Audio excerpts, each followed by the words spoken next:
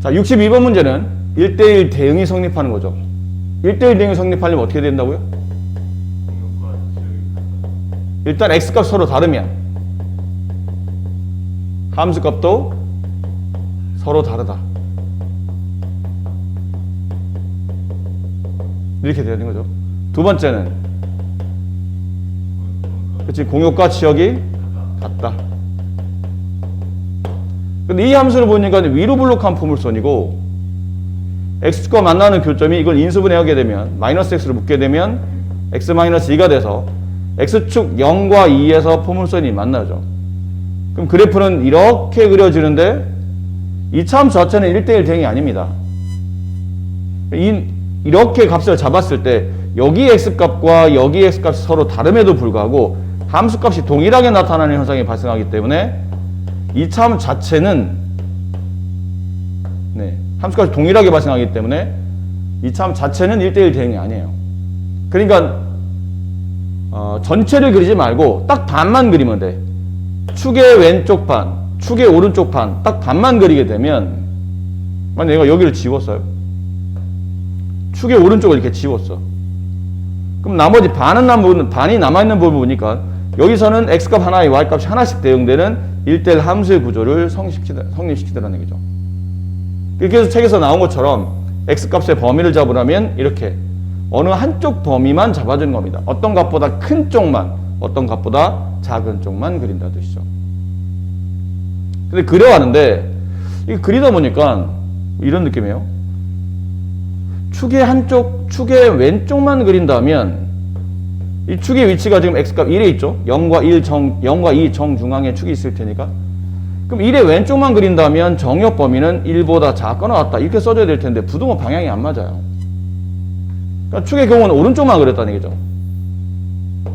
이 그래프는 축의 오른쪽만 그렸다.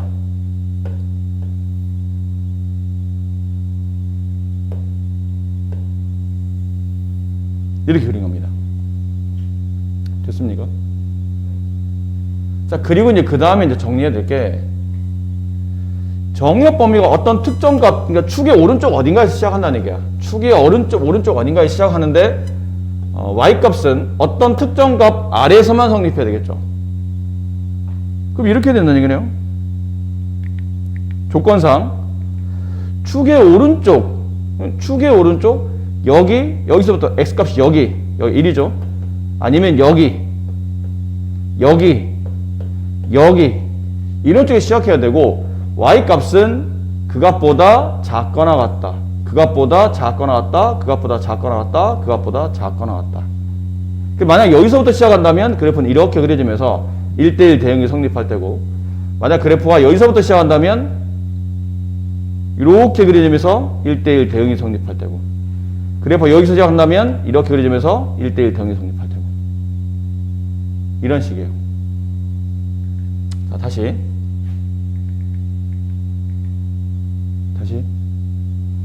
축의 오른쪽을 그립니다.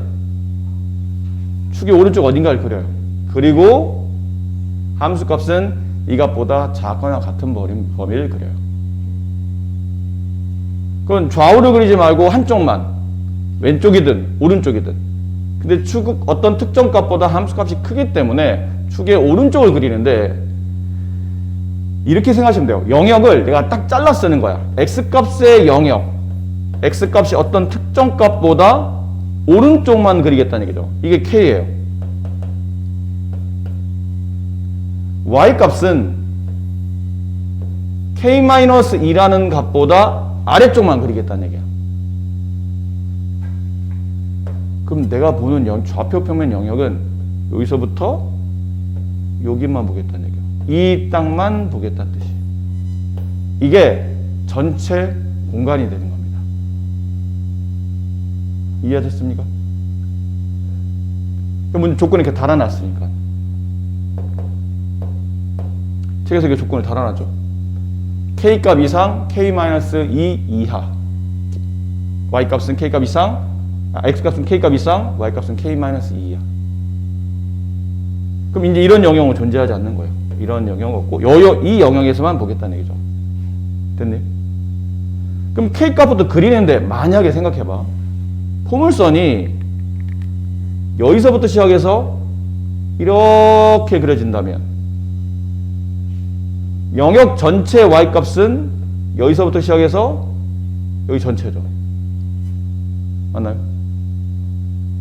근데 선택되는 y값을 보니까 선택되는 y값은 다 이렇게 찍히지. 그렇지 않아요? 그럼 이 말이 아까 얘기했던 첫 번째 조건, x가 서로 다르면 y값 서로 다르다. 두 번째, 공역과 치역이 일치한다.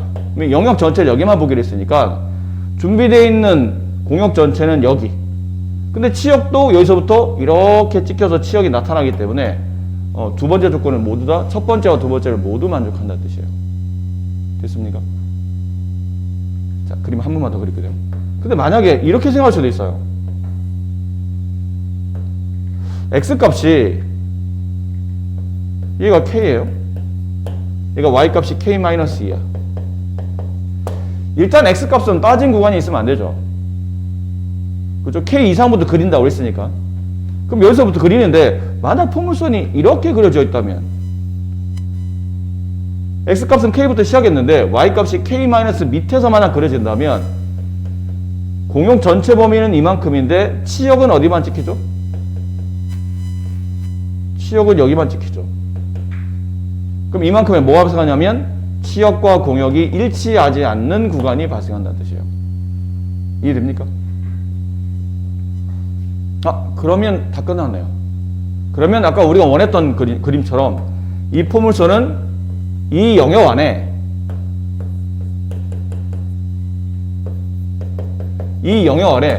무조건 이 점을 밟고서 이렇게 지나가야 된다는 거 이해되세요?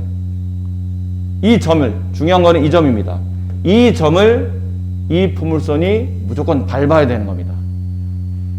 이해됐어요? 이 점이 누구냐면 k, k-2네요. 이 포물선이 k, k-를 지나간다는 뜻이니까 대입하시면 돼요.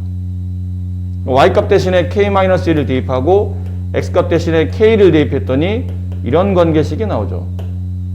그럼 k에 대한 2차 방식이네요. 넘깁니다. 그럼 k제곱 마이너스 3k 마이너스 2는 마이너스 k 마이너스 2는 0이 되죠. 인수분해 하죠. k 플러스 1 k 마이너스 2 0. 따라서 k값은 마이너스 1 또는 2인데 잘 생각해보세요. 우리는 축의 오른쪽만 그리지 않았나요? 근데 이 포물선의 축은 어디 있습니까? 이 포물선의 축 x는 아까 1에 있었죠. 그럼 축보다 오른쪽만 그려야 되는 거잖아. 축의 왼쪽만 그리든 축의 오른쪽만 그리든 한쪽만 그려야 되는데 정역 범위 자체가 어떤 특정 값보다 크거나 같을 때 오른쪽만 그려고 시켰기 때문에 내가 지금 만들어지는 이 k 값은 1보다는 어떻게 되죠? 커야 됩니다. 크거나 같아야 됩니다. 그러니까 마이너스는 답이 안 되고 k 값 2가 정답이 되는 거죠. 됐나요? 어디서 모르겠어요. k가 1보다 크다는 게 아까 우리가 포물선 그릴 때 이랬잖아. 포물선 이렇게 그릴 때 포물선 자체는 1대1 대응이 아니기 때문에 어느 한쪽만 선택해야 된다고 그랬지. 이게 x값 1이랑 아까 축이라는 거 기억하죠. 그럼 축의 왼쪽 x가 1보다 작을 때, 축의 오른쪽 x가 1보다 클 때. 근데 이 조건을 보니까 어떤 값보다 큰 거만 그리라고 했지. 그러니까 우리가 왼쪽에서 버렸잖아, 이거는. 그러니까 오른쪽에서 버렸기 때문에 내가 그리는 정역 범위는 x가 1보다 커야 되는 거예요. 근데 이 k가 아까 내가 그리는 이 위치 영역에 x값이 k였지. 근데 x가 1보다 큰 범위에서 그려야 되니까 이 k는 1보다 큰 위치에서 나와야 된다는 뜻이라고. 근데 지금 x가 1보다 큰 거지 k가 1보다 큰 거 아니야? 맞아. 내가 그리는 영역 x의 영역이에요. x의 영역이 여기서부터 그릴 겁니다. 여기서부터 오른쪽 k부터 시작해서 오른쪽만 그릴 건데 k 값이 만약 마이너스 1이잖아. 그럼 이런 일이 발생해. 이 포물선의 축은 x값 1에 있었죠. 근데 k값이 마이너스 1이면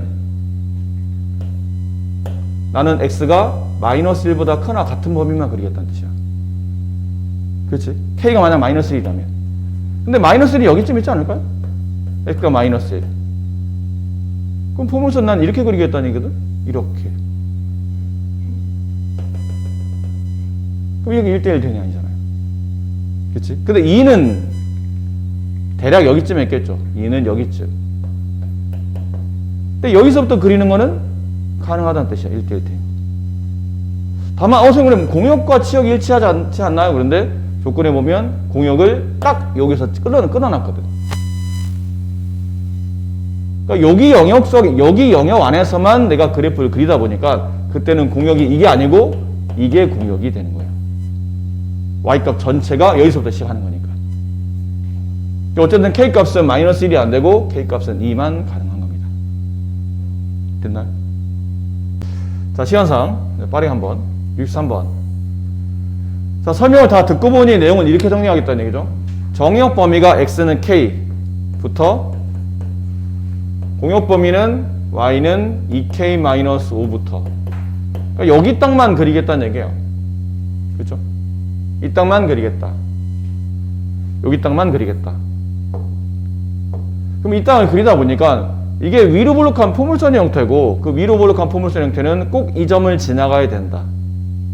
그래야 정역과 치역이 아니 공역과 치역이 일치한다고 성립한다. 맞습니까? 그러니까 이 점의 위치가 k, 2k-5가 되더라.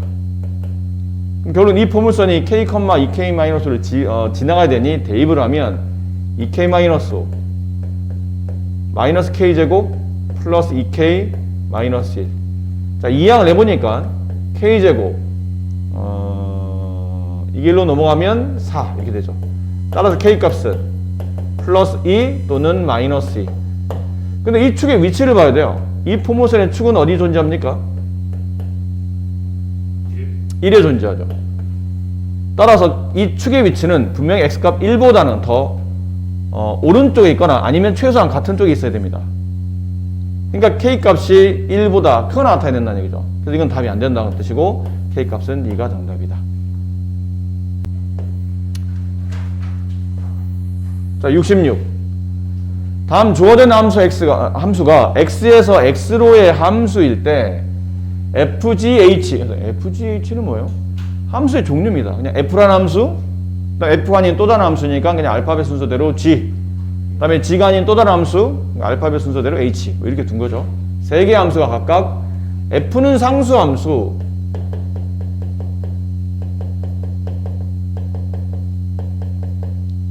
G는 항등 함수,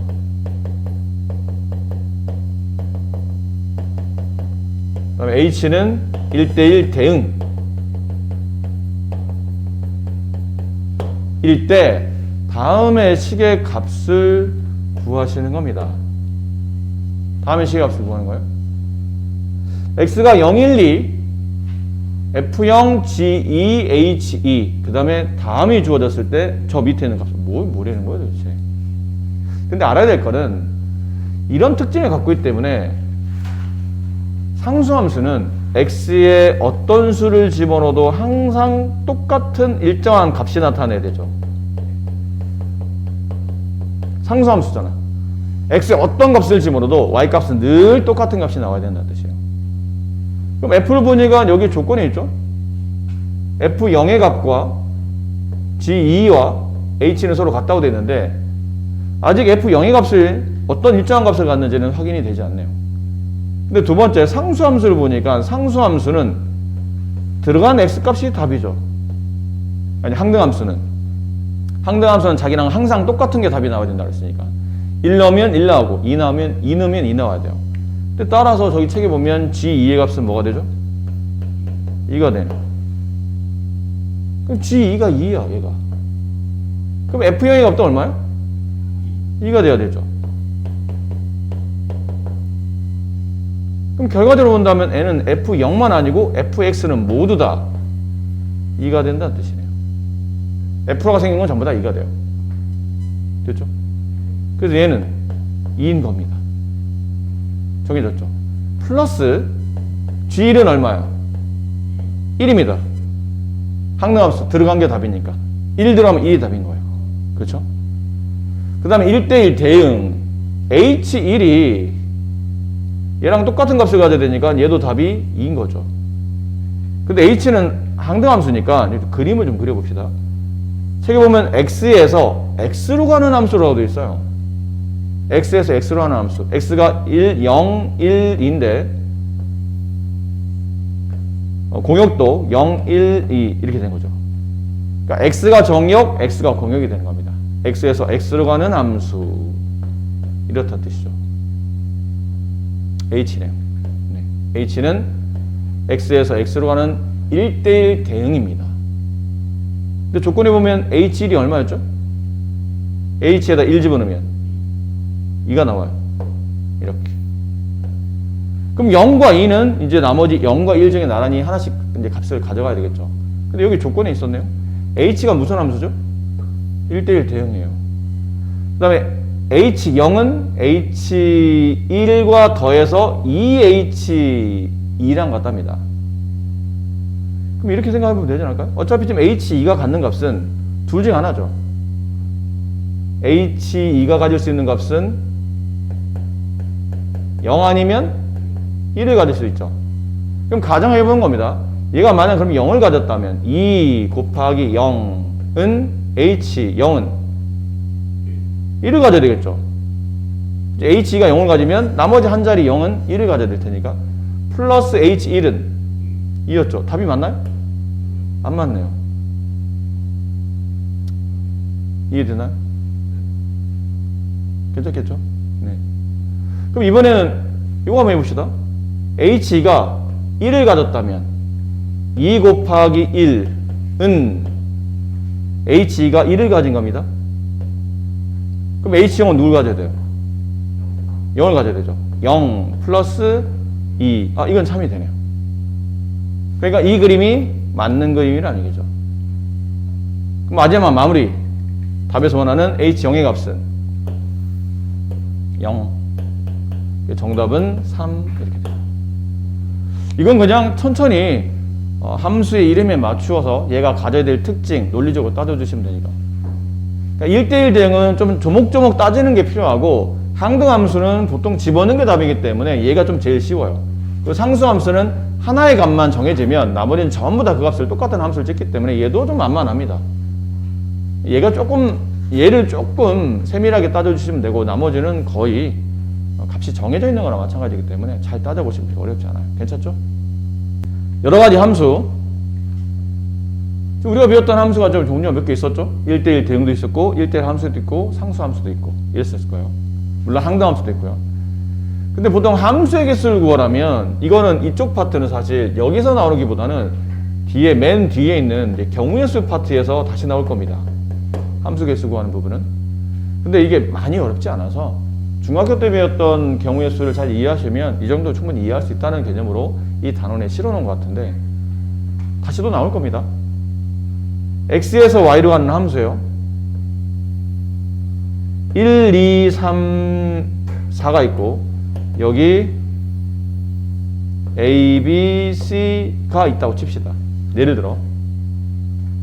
든 겁니다. x에서 y로 가는 함수예요.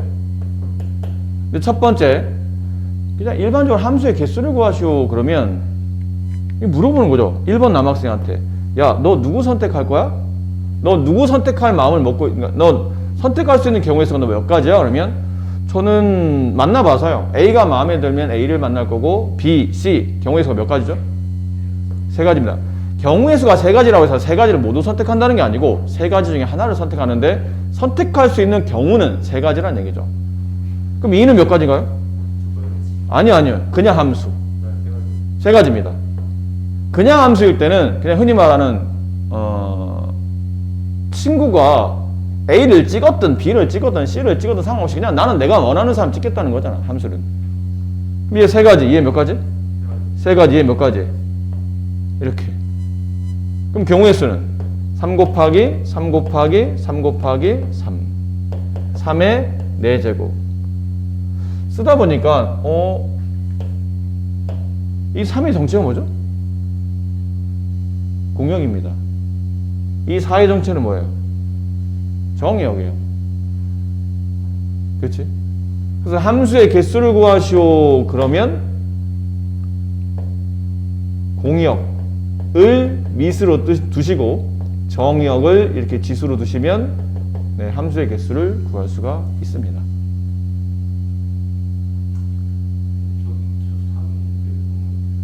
여기잖아. 여기. 왜 3이야? A, B, C 세 개니까. 그럼 4는 그렇죠. 한 개, 두 개, 세 개, 네 개. 그런 뜻이에요. 이렇게 나온 거예요. 약간 이게 정형화되어 있는 공식처럼 이해할 수 있습니다. 자, 이번에는 책에 나온 순서 이제 설명드릴게요. 자, 이번에는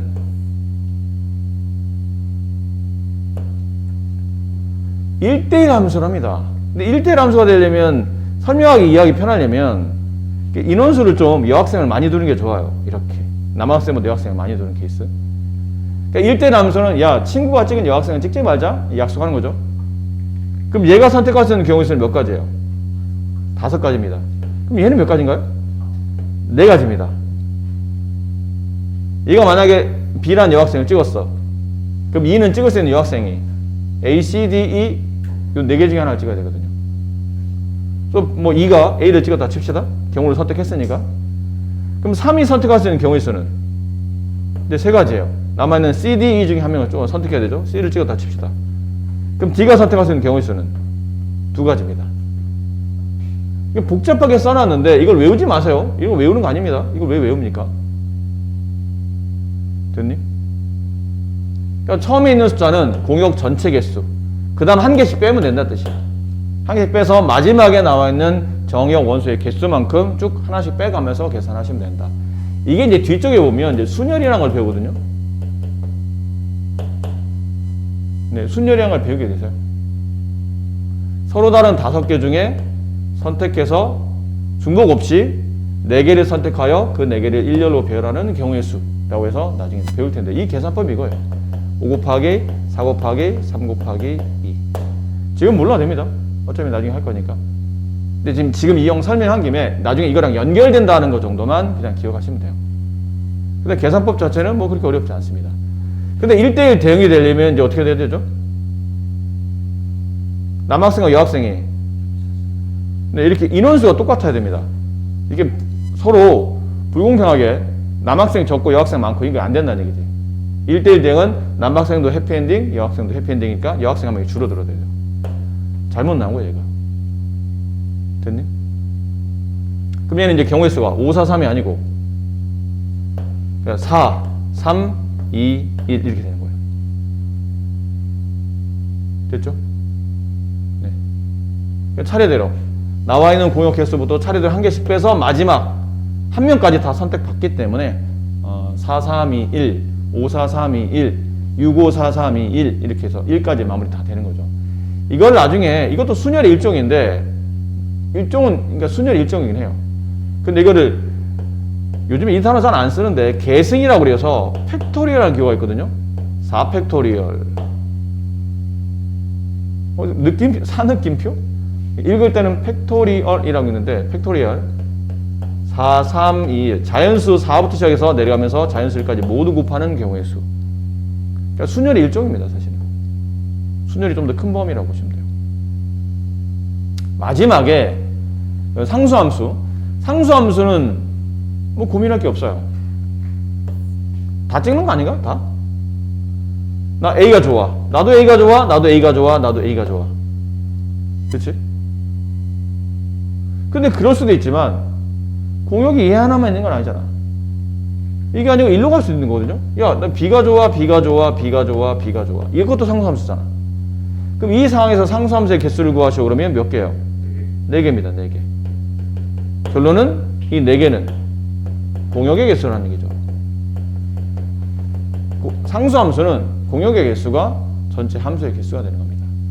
다 1로 가거나, 다 A로 가거나, 다 B로 가거나, 다 C로 가거나, 다 D로 가거나 이 4가지의 경우가 선택이 된다라는 거죠. 충분히 그냥 납득 가능하시죠? 뭐 대단히 어렵진 않습니다.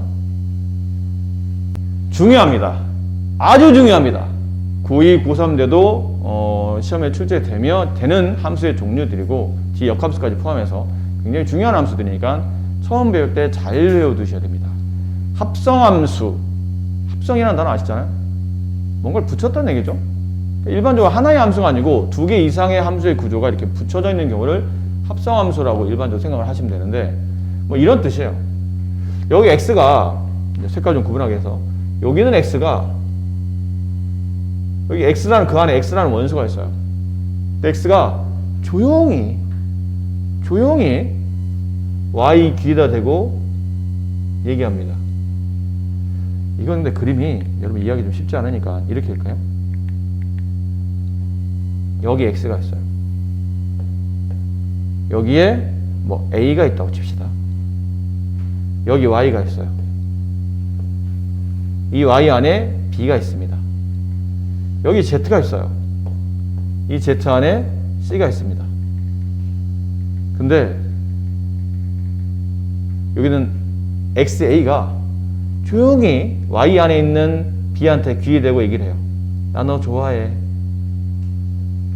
근데 b가 굉장히 기분이 좋은 거죠. 아, 시간 더 좋아한대. 나 그런 줄 몰랐는데. 근데 알고 보니까 나 너 좋아해 라고 해서 뒷말 안 들은 거야. 다시 들어보니까 나 너 좋아해. 그 얘기를 C한테 전해줘. 이런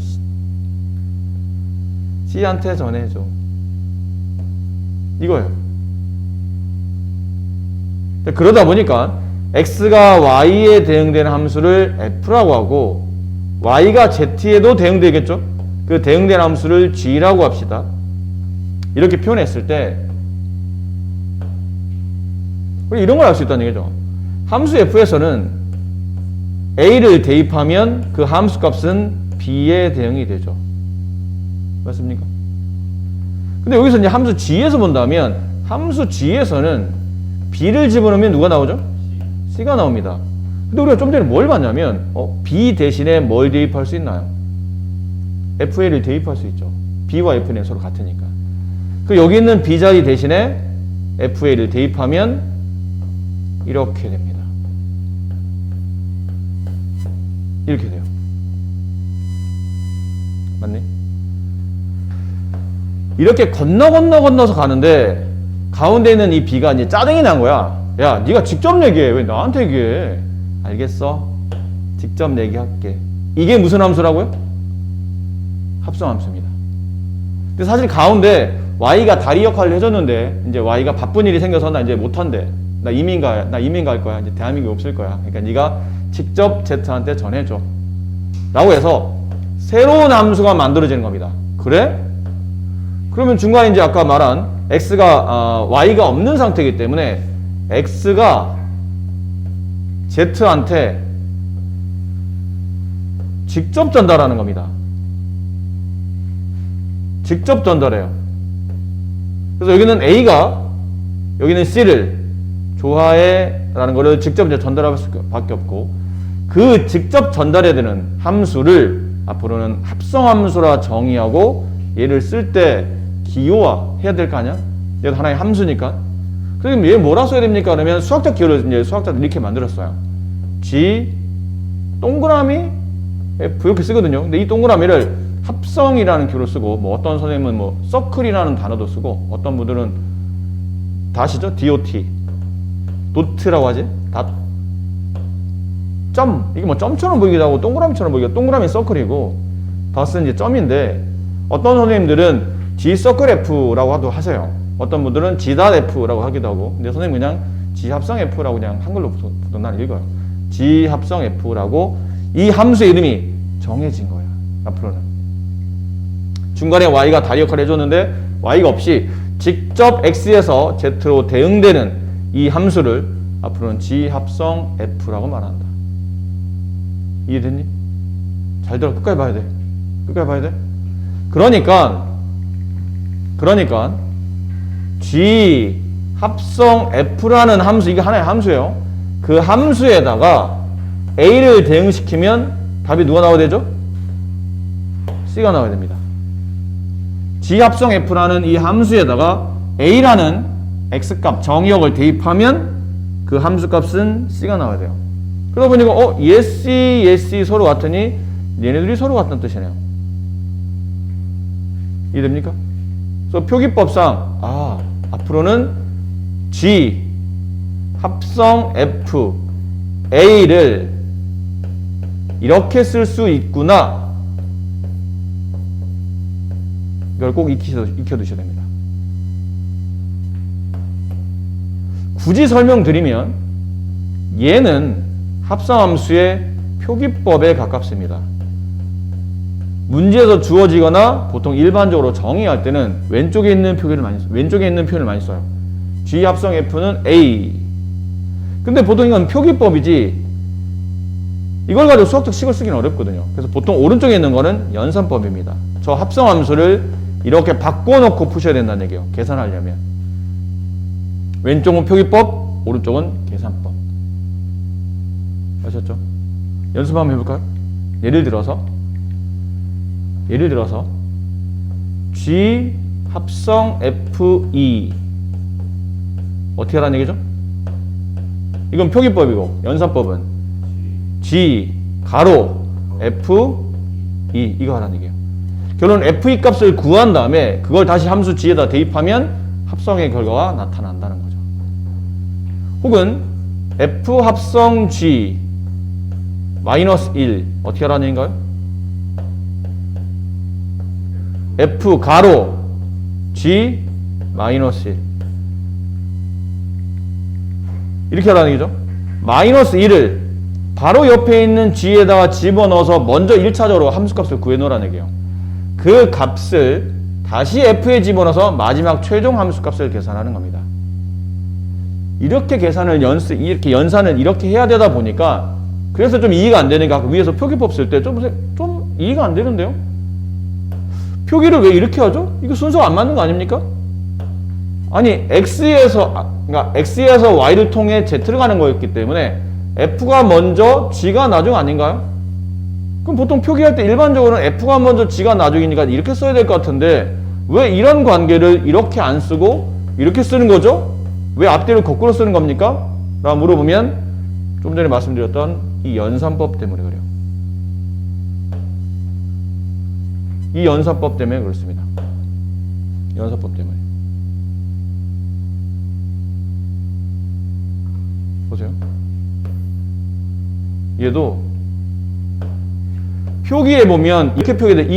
이 내용을 표기법과 연산법을 적용시켜 보면 이 내용은 정의대로 움직여 보면 G가 먼저 나오고 F가 나중에 나온 다음에 합성시켜서 A를 집어넣으면 C가 나오는 거죠.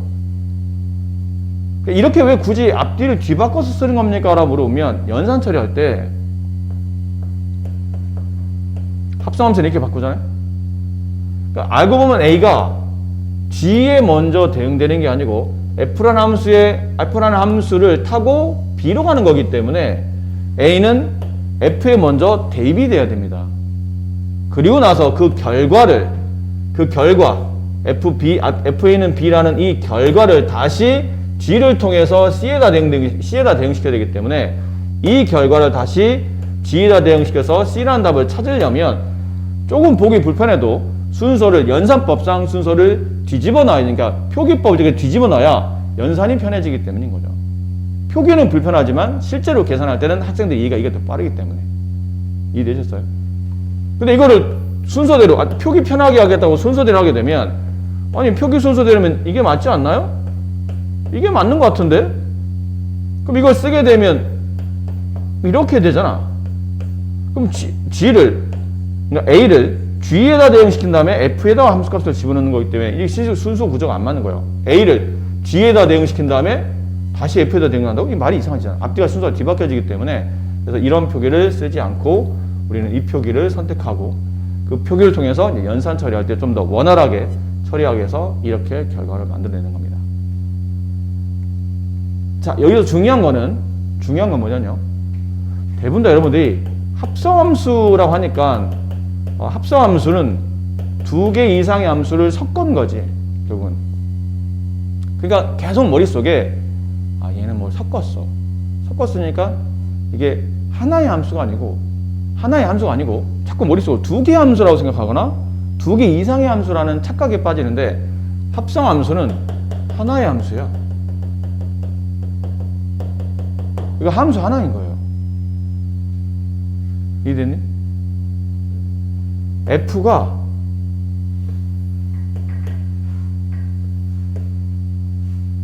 Y에 대응되고 걔가 다시 G를 통해서 Z에 대응되는 이 관계, 가운데서 다리 역할을 해주던 이 Y가 떠난 겁니다. 나 바빠. 직접 해야 된다는 얘기죠. 그러니까 정역이 X고 공역이 Z인 함수, 이게 합성함수예요. 표기법은 G 합성 F 이렇게 쓴다는 얘기죠. 아셨습니까? 이거는 하나의 함수입니다. 이렇게 구성되어 있는 하나의 함수지 이게 두 개의 함수가 아니라는 얘기예요. 아셨죠? 자, 그럼 이런 거 연습 문제인데 뭐 많이 어렵지 않습니다. 짧게 한번 해볼까요? G 합성 F4, 이건 표기법이죠. 표기법으로 다 구하지 않습니다. 연산법 처리해야 되죠. 1번 G, 저 합성 기호를 지우고 가로를 치죠. 그 안에 F4를 대응시킵니다. 그럼 F4부터 먼저 구해야 돼요. F가 어디 있죠? 여기 있어요. 4는 누구에 대응되나요? B에 대응되네요. 그럼 G 한 다음에 가로 안이 B로 바뀌는 거예요. G, B. 그럼 함수 G에서 이번에 B는 어디로 가죠? 8. 이게 정답 8이에요. 그럼 이번엔 4번 한번 해봅시다. 3번 한번 해봅시다. F 합성 G, C. 이건 표기법이죠. 연산법 처리하려면 F 가로 GC. GC가 누구예요? 이번엔 G를 먼저 봐야 돼요. GC. 누구죠? E입니다. F2를 구하라는 얘기구나, 결국. F2 누구예요? A. 정답은 이다 합선 A가 된다. 이해 괜찮으실까요? 10번. 두 함수 F와 G가 다음과 같을 때 G 합성 F-L의 값을 구하시오. G 합성 F-L의 값을 구하시오. 이 뜻이죠? 그럼 1차적으로 이 문제는 1번 뭐부터 해야 되냐면 얘부터 푸셔야 돼요. 그 2번 얘를 푸는 겁니다. 천천히 해봅시다. 1번 F-L의 값을 구하시오. 함수의 표적이 나와 있네요. 일단 마이너스만 대입하면 되네요. 마이너스 3 곱하기 x 대신에 마이너스 1을 대입하라는 얘기죠. 플러스 1, 4. 됐죠? 그럼 2번 G 가로 안이 뭐로 바뀌었냐면 F-1이 4로 바뀌었으니까 G4의 값을 구하라는 얘기예요. G4 함수 G는 이 규칙이죠. 들어온 값에 2분의 1을 곱한 다음에 5를 더해라. 정답은 7. 최종 정답은 7이 된다. 앞으로 이런 형태를 자주 보게 되실 텐데 함수 F가 하나의 관계식이 아니고 2개, 3개, 막 여러 개의 관계식이 주어져 있어요. 심한 경우 막 4개, 5개도 나올 때도 많은데 나중에 여러분 이제 학력이 높아지고 여러 가지 이제 함수를 배우다 보면 그런 경우도 있어요. 근데 함수 fx가 저렇답니다. 왜 식이 2개지? 조건에 따라서 대입해야 될 관계식이 달라진 겁니다. 만약 들어온 정역 x값이 유리수라면 여기다 대입하라는 얘기예요. 들어온 값 유리수야. 그럼 거기다 마이너스 1 곱해. 마이너스 1 곱해. 그 다음에 그 결과 1을 더해. 그러면 그게 함수값이 되는 거고. 근데 알고 보니 들어온 값이 무리수래? 그러면 일단은 그 무리수를 제곱시킨 다음에 1을 더해라. 이 뜻이죠. 그래도 합성되었으니까 천천히 해봅시다. 표기법은 간단하게 보일지 몰라도 계산할 수는 없으니까 연산법을 빠르게 이제 바꿔놓으셔야 됩니다. 이렇게 처리되죠. 이 정도 이제 쓸 수 있겠죠? 그럼 또 마찬가지예요. 이게 1번, 얘가 2번. 1번부터 합시다. F 루트 3. 들어온 x값이 유리수인가요? 무리수인가요? 무리수죠. 루트 3 무리수잖아요. 그 무리수니까 밑에 있는 식을 선택해야 되는 거예요. 들어온 값 루트 3에 제곱을 하래. 그리고 1을 더하래. 얼마죠? 4네요. 다음 두 번째 F. 요 가로 안이 이제 4로 바뀌었으니까 F4. 이번에는 함수 F에다가 4라는 유리수를 대입하는 거니까 여기다 집어넣으라는 얘기죠. 그래서 마이너스 2 곱하기 4 플러스 1 마이너스 7이 이 문제의 정답이 된다. 이해도 할 만하죠. 어렵지 않습니다. 마지막에 있는 거 하나만 풀어드릴게요. 왠지 복잡해 보여서. 문제가 많지 않으니까 뭐 쓰지 마시고 그냥 확인만 좀 같이 해봅시다. 다음은 함수 fx가 x값이 1, 2, 3, 4 4개에서 y값도 1, 2, 3, 4 1, 2, 3, 4에서 1, 2, 3, 4로 대응되는 함수인데 함수 f는 다음과 같답니다. 2보다 작거나 같으면 위에 있는 식, 3이면 가운데, 4이면 마지막 거. 근데 이건 정해져 있지 않나요? 이거 함수 f를 우리가 빠르게 정리할 수 있을 것 같은데 f금 1의 값은 얼마라는 얘기예요? 위식에다 대입하라는 얘기잖아? 1 더하기 2 3 f2는 x가 2 이상이면 위식에다 대입해라.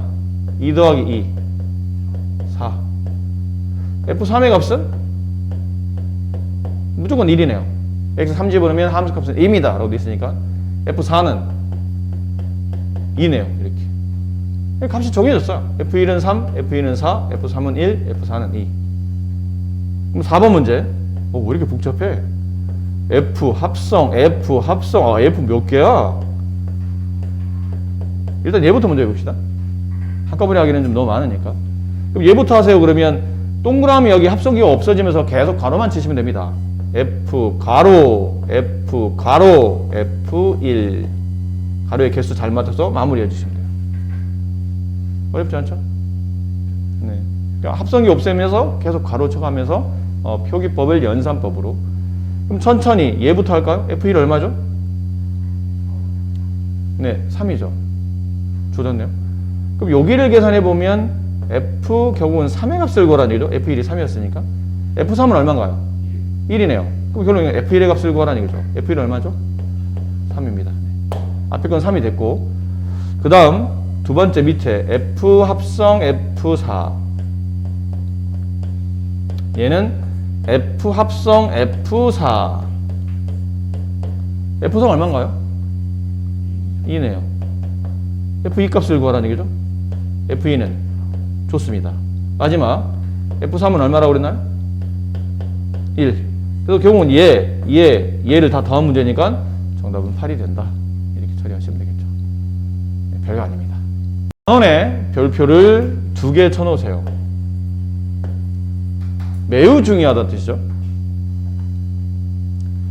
합성함수의 계산 문제 중에 상당히 많은 문제가 저런 것들을 이제 활용해서 풀어야 되는 문제들이 많은 겁니다. 첫 번째, 합성함수는 중요합니다. 교환이 성립하지 않습니다. 이게 근데 오해를 하시는 거예요. 수학적으로 이게 같지 않다라는 뜻은 두 가지 의미를 내포하는 겁니다. 같지 않다는 뜻은 두 가지 의미를 내포하는 거야. 어떤 경우도 같지 않은 경우도 수학은 같지 않다 말해요. 근데 100가지가 다 돼. 근데 한 가지가 안 돼. 그래도 수학은 같지 않다 말합니다. 아셨죠? 그럼 여기 있는 이 합성함수 기호를 기준으로 앞뒤의 순서를 바꾸는 교환법칙 F 합성 G랑 G 합성 F가 서로 다르다라는 게 이 다르다, 같지 않다라는 표는 무조건 다르다는 뜻인가요? 아니면 상황에 따라 다를 수 있다, 답이 안 맞을 수 있다를 말합니까? 그러면 답이 안 맞을 수 있다를 말하는 겁니다. 그러면 어떤 경우는 같아지기도 한다는 얘기인가요? 네, 어떤 경우는 같아지기도 합니다. 그러니까 어떤 함수들은 묘하게 함수 구조를 잘 짜맞추면 G 합성 F나 F 합성 G나 답이 똑같을 수도 있습니다. 근데 문제는 이게 항상 그렇지는 않다는 얘기야. 그래서 여기를 뭐라 써야 되냐면 일반적으로 라고 써놓으셔야 됩니다. 일반적으로 합성함수는 교환이 성립하지는 않습니다. 그러니까 일반적으로라는 뜻은 항상이 아니고 일반적으로 말 그대로 대체로 자리를 바꾸면 답이 틀려지는 경우가 많다. 뭐 이런 의미로 받아들이시면 돼요. 뭐 절대적으로 답이 무조건 다르다 이게 아니고 상황에 따라서는 같아지기도 하지만 일반적으로는 답이 다르다. 그런 의미고. 그 다음 두 번째, 합성함수는 결합은 성립한다. 요 위에 써있죠?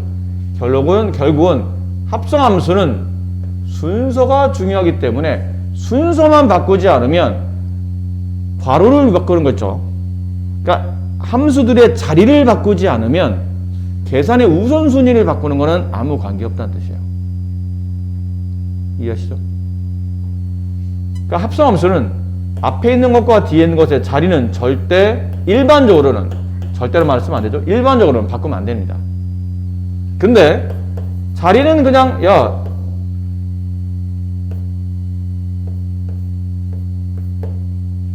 니네 왜 온 순서대로 써야지 왜 새치기 하려고 그래. 새치기 하지 마. 새치기는 안 돼요. 대신에 얘네들이 짝을 지으나 얘네들이 짝을 지으나 그거는 상관이 없다는 얘기죠. 짝 짓는 거는 그냥 네 맘대로 해라. 하지만 온 순서는 꼭 지켜라 라는 뜻으로 이해하시면 됩니다. 아셨죠? 자, 근데 합성함수 중에 여기 지금 하나밖에 없는데 뒤에 또 하나 더 나와요. 이 경우는 또 반대로 무조건 교환이 성립한대. 보통 일반적으로 합성함수는 교환이 성립하지 않는다고 그랬잖아요. 근데 이 상황은 항상 성립해. 자리 바꿔도 얘는 늘 답이 똑같아 라는 게 있는데 그게 뭐냐면 항등함수입니다. 항등함수가 뭐였죠? 들어간 게 답인 함수. 그게 항등함수예요. 그럼 F 합성 I 항등함수를 그냥 줄여서 I라고 써요. 아이덴티티의 줄임말인데 뭐 그렇게 중요하진 않고요. 여기다 내가 1을 집어넣었어. 이 경우나 원래 보통 일반적으로 합성함수는 자리를 바꾸면 안 된다고 그랬는데 그 함수 중에 하나가 그러니까 항등함수면 자리를 바꿔도 답이 똑같이 나옵니다. 왜 그렇죠? 그러면 계산해 보시면 알아요. 얘를 연산 처리해 보면 F 가로 I1 이렇게 나오죠. 얘는 I 가로 F1 이렇게 나오죠. 근데 I의 규칙이 뭔가요? I는 항등함수. 들어온 게 뭐든 간에 들어온 게 그 모양 그대로가 답이 되죠. 그럼 밑에는 답이 정해졌네? 항등함수. 들어온 게 답. 됐나요? 근데 얘는 항등함수. 들어온 1이 답이죠. 그래서 I1은 1이 됩니다. 결국은 F1이 되죠. 답이 같네요. 그래서 두 개 함수 중에 하나가 항등함수일 때는 교환법칙이 성립한다 라는 거고 미리 써드릴게요. 미리 어차피 뒤에 나올 테니까 합성함수 중에 교환이 성립하는 게 하나 더 있는데 그게 뭐냐면 역함수입니다. 아직 안 배웠는데요? 네, 뒤에 나오고 있는데 미리 설명드리는 거예요. 역함수를 미리 설명한다는 게 아니고 필기를 먼저 설명드리는 겁니다. 함수 F의 역함수를 보통 이렇게 표기하거든요. F 역함수 위에 지수에 마이너스를 붙이듯이 저렇게 보통 써요. 이건 표기법이니까 왜라고 물어보면 안 됩니다. 저렇게 쓰기로 약속하는 거니까. 함수 F의 역함수라는 기호를 이렇게 씁니다. 근데 여기 일단 F의 마이너스 1제곱 이거는 거듭제곱이 아닙니다. 왜 니네 뭐 그런 거 있지 않아요? 핸드폰이나 뭐 어디 뭐 CD 플레이어 뭐 이렇게 플레이어 있죠. 동영상 플레이어 같은 거 보면 인버스 그 기능이 있어요. 인버스 기능 역으로 돌리는 겁니다. 거꾸로 돌리는 거. 이거는 역이라는 개념 반대로 거꾸로라는 개념에 쓰기는 마이너스로 썼지만 읽을 때는 인버스라고 읽어요. 그래서 F 인버스. 근데 선생님은 뭐 영어식 표현을 별로 안 좋아하기 때문에 F 역함수라고 그냥 한글로 표기하는데 F 인버스 혹은 F 역함수. 이건 역함수의 기호입니다. 거듭제곱이 절대 아닙니다. 근데 역함수는 교환이 성립합니다. 얘네는 앞뒤의 순서를 바꿔도 답이 똑같습니다. 더군다나 그냥 똑같은 게 아니고 그 결과는 항등함수가 됩니다. 이게 중요합니다. F 합성 F 역함수. F 역함수 합성 F는 답이 서로 교환해도 되는데 알고 보니 그 답이 전부 다 I가 된다라는 거죠. 근데 이 의미가 좀 헷갈릴 수 있으니까 이런 예를 들면 이런 거예요. F 합성 F 역함수에 내가 2를 대응합니다. 그럼 답이 뭐라고요? 2입니다. 이게 항등함수가 돼버리기 때문에 들어온 게 그냥 답이 돼버려요. 왜 이런지는 이제 뒤에 나오니까 그때 설명드릴게요.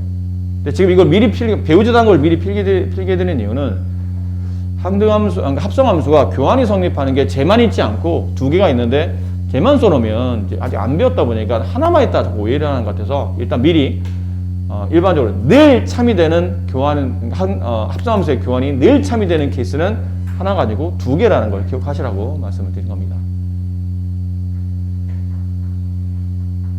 네, 이 문제 별표 쳐내세요. 학교 시험의 단골입니다. 단골 손님. 말했잖아. 합성함수는 일반적으로 교환이 성립하지 않거든요. 근데 일반적으로는 그래. 근데 어떤 특정한 케이스에서는 교환이 성립하는 경우도 있다고 그랬죠. 지금 이 케이스예요. 만약 F 합성 G와 G 합성 F가 같다면 K가 어떻게 주어졌을 때 서로 같아집니까? 이렇게 계산하셔야 돼요. F 합성 G. 근데 이거는 표기법이잖아. 연산을 하려면 여기다 X를 써주셔야 됩니다. 이렇게. 얘랑 G 합성 F. 계산합시다. 일단 표기에 맞춰서 일단 표기법 써놨죠. 근데 이제 연산을 해야 되니까 F 가로 GX는 G 가로 FX. 괜찮겠어요? 근데 이번에는 아까랑 다르죠. 아까는 어떤 값이 주어졌었잖아. F 합성 G1 이렇게 값이 주어졌는데 이제 값이 없이 그냥 함수식을 정리해야 된다는 좀 불편함은 있지만 그렇게 어렵지 않습니다. 잘 보세요. F 안에다가 누굴 대입해야 되죠? GX를 대입해야 됩니다. 근데 GX가 누구냐면 얘입니다. F에다가 KX 플러스 1을 대입해야 된다라는 거 이해됩니까? 오른쪽은 함수 G에다가 fx를 대입합니다. 수치면 숫자를 직접 집어넣어서 계산하시면 되는데 이건 숫자가 아니고 문자식이니까 그냥 문자식을 직접 대입하실 수밖에 없어요. x 플러스 1을 집어넣는다. 자, 다시 계산합시다. 함수 f의 규칙이 뭐냐면 함수 f는 들어온 값에 무조건 1을 더합니다. 그렇죠? 근데 얘가 들어왔네요. kx 플러스 2가 들어왔다면 거기에 무조건 1을 더한다. 오른쪽에 있는 gx는 들어온 값에 k배한 다음에 2를 더한다. 규칙 이해되세요? 들어온 값 x 플러스 1에 k배, 이 전체 k배니까 가로 치셔야 됩니다. 거기다 2를 더한다. 괜찮죠? 이해됩니까? 이제 k값 구합시다. 좌변 정리. kx 플러스 3. 우변은 kx 플러스 k 플러스 2. kx가 지워지고 이게 이렇게 넘어가니까 k값이 얼마인가요? 1 이렇게 돼요. 그래서 다음이 항상 이 케이스에서 합성함수의 교환이 성립하려면 k값이 1이 된다. 여러 번 당부해서 말씀드리는데 합성함수 교환이 성립하지 않는다며요. 일반적으로 성립하지 않는다고 그랬지 절대적은 아니라고 했잖아. 그래서 어떤 상황에 따라서는 이런 케이스는 교환이 성립하는 겁니다. 지금 눈으로 보셨잖아요. k에 1 집어넣으면 여기 있는 k값 자리 대신에 1을 집어넣으면 알고 보니 얘랑은 교환이 성립하더라는 뜻이에요. 답이 똑같이 나온다는 뜻이에요. 앞뒤 순서 바꿔도 fx가 x 플러스 1, gx가 x 플러스 2라고 만약에 이런 케이스로 주어지게 되면 f 합성 g 3의 값이나 g 합성 f 3의 값이나 답이 똑같다는 뜻이에요. 직접 계산해 보시면 답이 똑같이 나옵니다.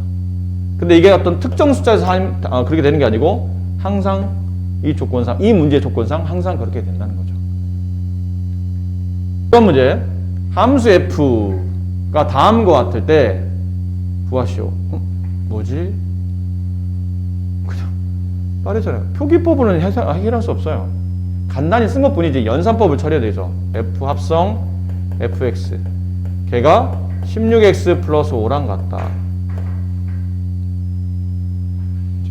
숫자가 아니니까 직접 문자식을 대입해야 됩니다. f ax 플러스 b 16x 플러스 5. 근데 f의 규칙이 뭐냐면 이거죠. 들어온 값에 a배 플러스 b. 들어온 값에 전체 a배 플러스 b. 그게 16x 플러스 5랑 같다. 괜찮습니까? 그럼 좌변을 정리하면 a제곱 x 플러스 ab 플러스 b는 16x 플러스 5인데 보세요. a가 양수일 때 결론은 좌변과 우변이 똑같아야 된다는 뜻이야. 이해됩니까? 지금 특별한 말이 없는 상태니까 x에 어떤 수를 집어넣어도 이 식이 늘 참이돼야 되니까 결과가 이거는 항등식의 구조예요. 저하고 똑같아야 되니까. 비교하는 겁니다. x 앞에 있는 개수 a제곱이 16.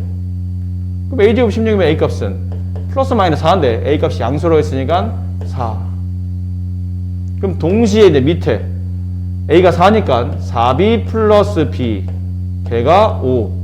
따라서 b값은 1. 그럼 함수 fx가 정리됐네요. fx는 4x 플러스 1. f1의 값을 계산하시오. 5. 이렇게 답이 납니다. 아셨죠? 96번 문제. 96번 문제는 다음과 같습니다. h1의 값을 구하는 건데 답이 뭐냐면 이거를 얘를 풀어야 돼요. 저래야 h가 나오니까. 여기서는 h가 안 나옵니다. 얘도 h가 아니고 얘도 h가 아니잖아요. 여기서 드디어 h가 나오기 때문에 h 값을 구하려면 이 식을 정리해 주셔야 됩니다. 어떻게 하죠? 뭐 어떻게 할 방법이 없어요. 그냥 배운 대로 표기법을 연산법으로 바꿉니다. h 가로 fx 얘가 gx. 근데 hx 여기에 어떤 수치를 계산하기에는 좀 그렇죠. 물론 이럴 수도 있어요. 어차피 h를 구하는 거 아닙니까? 그럼 얘가 1이 되면 되는 거 아닌가요? 그렇죠. 그럼 fx가 1 되는 값을 얼른 찾으면 될 것 같은데요? 그래도 됩니다. 근데 그거는 상황상 좀 쉬운 숫자일 때는 암산으로 여기 1 되려면 제 여기다 집어넣어서 하면 되겠는데 뭐 이런 느낌이죠.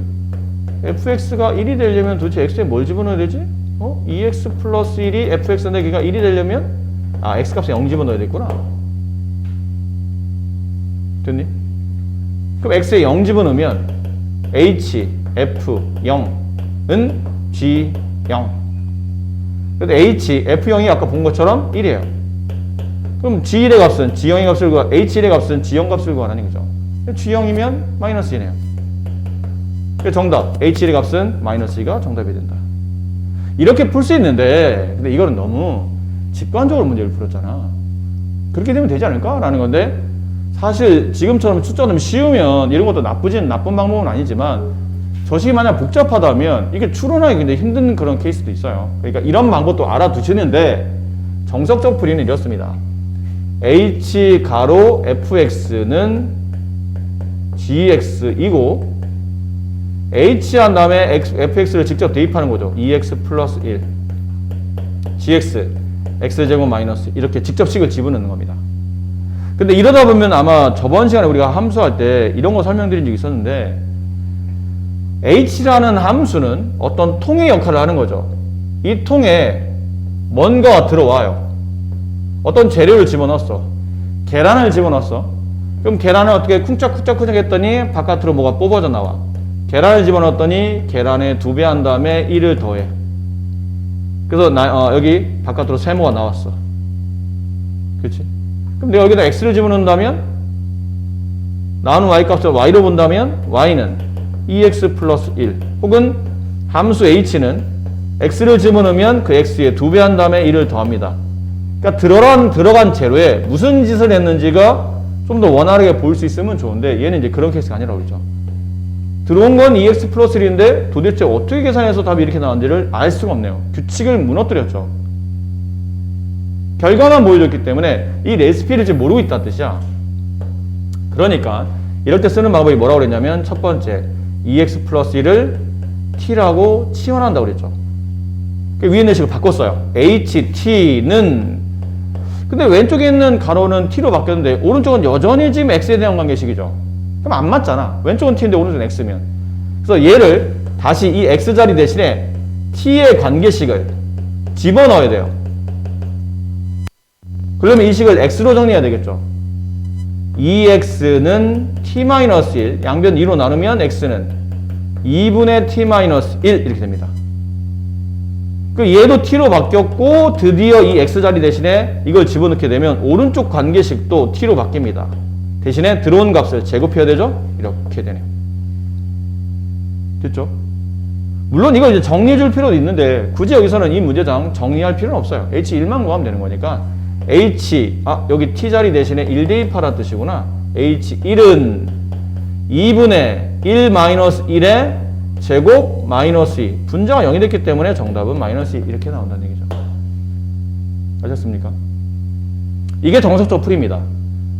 근데 아까처럼 이제 직관적으로 요령껏 그렇게 푸셔도 상관은 없어요. 아까 그렇게 푸는 거 제가 잊어버렸습니다. 이 풀이 훨씬 중요합니다. 이 풀이 잘 기억해 두시고 수학적으로 이게 더 중요한 풀이에요. 근데 직관적으로 이해하는 건 이렇다는 거죠. hfx는 gx라는데 지금 문제가 h1의 값을 구하라는 거 아닌가? 그럼 여기는 fx가 그냥 1이면 되는 거네? 그렇게 생각하는 거죠. fx가 1이면 되는 거네. 근데 fx는 2x 플러스 1이니까 얘가 1이 되기 위한 x가 뭐냐면 0이란 얘기예요. 따라서 이 식에 이 h1을 구하려면 이 식에다가 x에 0을 대입한다고 생각하면 된다는 얘기예요. 그럼 hf0은 g 똑같은 x니까 여기도 0을 대입하겠죠. 그리고 f0 x에다 0 집어넣으면 당연히 1 나오겠지. 그러자고요. 좀 전에 구해놨으니까. h1의 값은 g0의 값이니까 g0과 같다. g0을 푸니까 여기 x 값을 제곱한 다음에 2를 빼면 정답이니 h2의 값은 마이너스 2랑 같다. 이렇게 직관적으로 이해할 수 있다는 거죠. 다음 함수 f의 추정인데 합성함수의 추정이 뭐냐면 합성함수를 계속 붙여가다 보면 이게 어떤 상황은 일반적 규칙이 발생하는 문제가 있어요. 그럼 규칙 계속 나와. 이거 다음에는 함수 f 합성 f 합성 f 합성 f f를 한 번, 두 번, 세 번, 네 번 배열하다 보니까 이게 관계식이 이렇다 배열되는데 이게 규칙이네? 하다 보니까 이걸 뭐 100번째, 200번째 했을 때 이걸 합성한 f를 100번 하든 200번 하든 합성하다 보면 그 결과가 이렇게 될 거라고 예상한다는 뜻이죠. 그 예상한 책에서는 이제 추정이라고 말한 겁니다. 이렇게 추정되지 않을까? 이렇게 추리되지 않을까? 이렇게 예상되지 않을까? 이 뜻이에요. 그러면 일일이 계산하지 않아도 나중에 이럴 거라 예상되니까 그 결과에 직접 내가 원하는 답을 찾아내자. 이런 표현이라고 보시면 됩니다. 그래서 보면 이런 말도 중요한 게 나오죠. 규칙을 찾아라. 이런 말이 나와요. 저게 핵심이에요. 규칙을 찾아야 됩니다. 이 문제는. 한번 봅시다. 문제가 어떤 걸 말하는 거냐면 이런 거요. 뭐지? 답답해요. 식 자체가 답답하죠. 근데 위에서 보면 뭐 대단한 거를 얘기하고 있지는 않아요. 이건 말하는 겁니다. 함수 f는 얘입니다. 함수 f는 1-x분의 1이에요.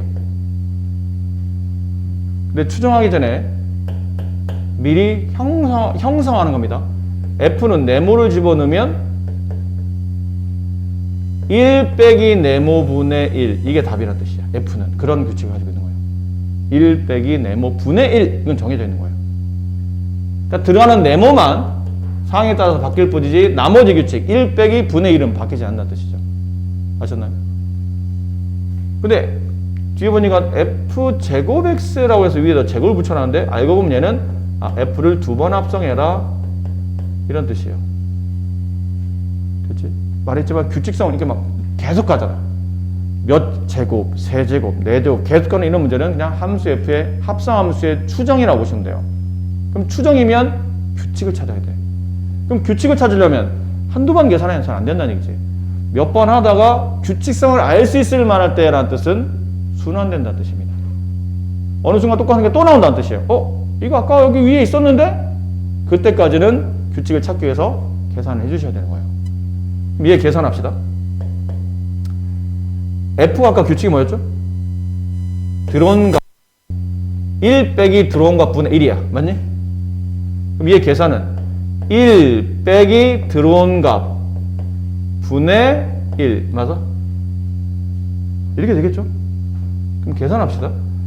1 마이너스 fx 1 마이너스 x 분의 1 분의 1 짜증난다. 짜증날 거 없어. 이런 거 많이 안 해봐서 그렇지 그렇게 어려운 거 아니에요. 잘 보니까 이 분수가 복잡해진 이유는 여러 가지 이유가 있지만 가장 큰 이유는 얘 때문이야. 쓸데없이 분모에 또 분모가 생겼기 때문에 문제가 어려워진 거잖아요. 그러니까 얘를 없애려기 위해서 분모 전체 x-1을 곱합니다. 쟤를 지우기 위해서. 그럼 분모에 이만큼 곱하면 분자도 이만큼 곱하는 게 맞지 않겠습니까? 남은 거는 얘를 분배하셔야 됩니다. 이렇게. 분배해 봅시다. 이렇게 분배하면 이게 그대로 곱해지니까 1-x. 그 다음에 이렇게 분배하면 1-x랑 1-x 약분되고 마이너스 1이 남아. 분자 1-x. 정리했더니 마이너스 x분의 1-x 이렇게 되죠? 이렇게 써도 되고, 아니면 음수가 좀 불편하면 양변의 위아래 마이너스를 곱한다고 마이너스를 나눈다 보면 x분의 x-1 이렇게 보셔도 되겠네요. 됐습니까? 그럼 f 세제곱 x 이건 뭘까요? f 제곱에다가 fx를 대입하는 뜻이죠. 규칙 보면 그렇게 되어 있어요. f 세제곱 x는 이건 관계 없습니다. 이런 케이스는 책대로 써보면 이래요. 책대로 써보면 이렇게 되는 거죠. 맞니? 책대로 써보면 이렇게 된 거죠. 책대로 쓰자. 이렇게. 합성함수는 교환이 성립하지 않을 수도 있으니까 함부로 우리가 바꾸지 말고 이렇게 책대로 쓴 겁니다. 맞죠? 책대로. 근데 아까 F의 규칙이 뭐였나요? 다시 F의 규칙 보세요. 1 빼기 들어온 거 분의 1. 1 빼기 들어온 거 F 제곱 X 분의 1. 근데 F 제곱 X 이거였죠. 1 마이너스 X 분의 X 마이너스 1 분의 1. 또 그래요. 많이 복잡한데? 복잡할 거 없죠. 분모 얘 때 문제가 되는 거니까 분모 분자에 X를 곱합니다. 그러면 이렇게 분배되면서 X 분배되면서 마이너스게 분배되면서 이게 약분되고 지워지고 이 마이너스가 이게 가로에 분배돼야 되죠. 그럼 마이너스 X 플러스 1 분의 X 지워지고 뭐야? 항등함수지. 들어간 X가 답이 나왔어요. 그럼 정리해 볼까요? F 하나는 이겁니다. F 두 개는 저겁니다. F 세 개는 이겁니다. 그럼 F 네 개는 아까 F의 규칙이 뭐였죠? F4X를 구하시오. 그러면 F 가로 F 세제곱 X. 근데 F 세제곱 X가 뭐였나요? X. FX. 4부터는 다시 FX. 또 이게 된다는 뜻이구나. 반복이 된다는 뜻이에요. 이다부터 안 해도 된다는 얘기지. 됐어. X 나왔으면 끝난 거야. X 나왔으면 거기까지가 반복의 한 마디란 뜻이에요. X 나온 데까지가 반복의 마디. 3개씩 반복된다는 뜻이구나. 이런 뜻이죠.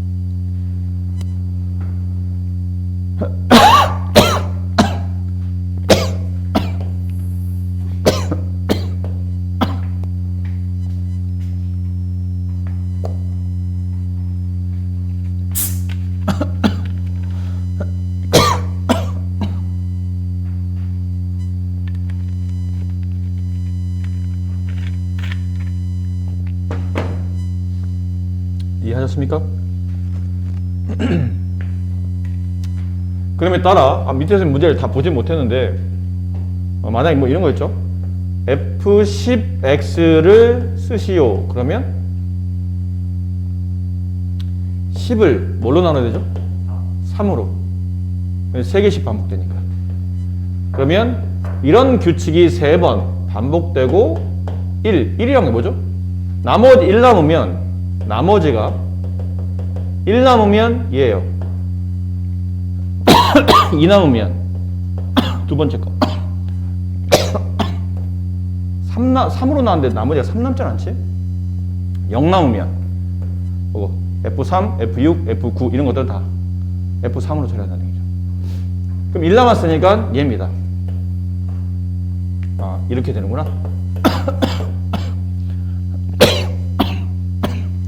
만약 문제를 바뀌어서 F23 얘를 구하시고 그러면 20을 3으로 나누면 몫이 6, 나머지가 이 두 번째니까 이거 갖다 써야 된다는 뜻이에요. 근데 이 식에다가 뭐 대입하라고요? x에 3 대입하라는 얘기니까 여기 지우고 3 대입하고 여기 지우고 3 대입하시고 그럼 정답은 3분의 2 이렇게 하라는 뜻이에요. 아셨죠?